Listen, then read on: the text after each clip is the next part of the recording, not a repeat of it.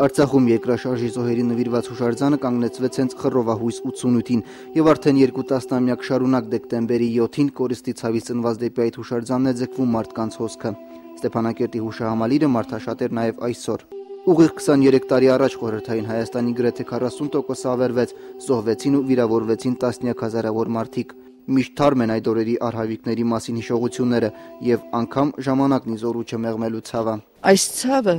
այն ցավը չէ, որ մոռանանք, սա բնական աղետ, որը որ մեզ հետ պայքարի էր եղել։ Սա թող դառնա մշտական մեր այցելության վայրը,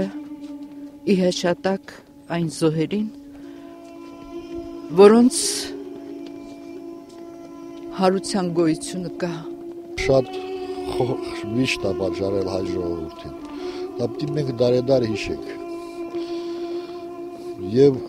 մեր եկող սերունդը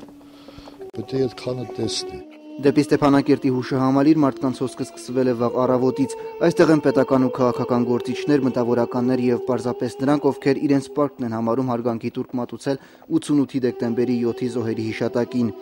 Երկրաշարժի զոհերի հիշատակը հարգել է նաեւ նախագահ Բակո Սահակյանը բարձրաստիճան պաշտոնյաների ուղեկցությամբ։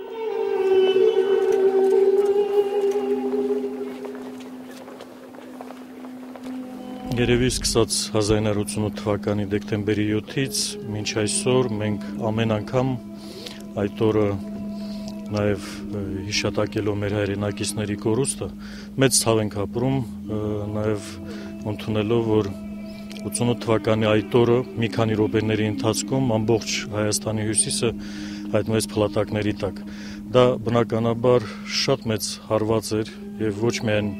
իր սոցիալ-տնտեսական կամ ենթակառուցվածքային իմաստով, առաջին հերթին իհարկե մարդկային կորուստների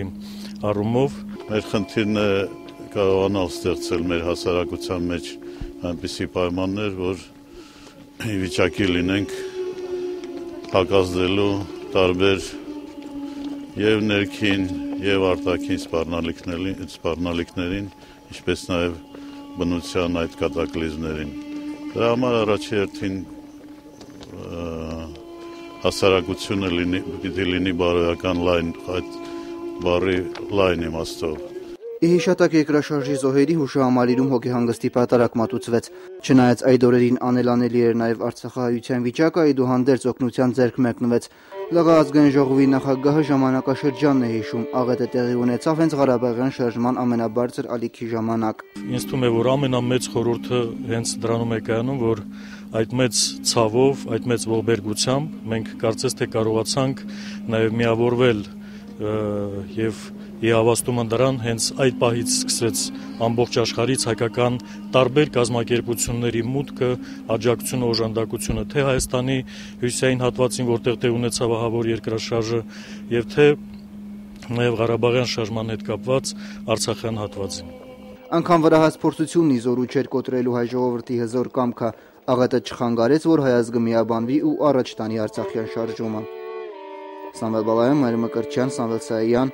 օր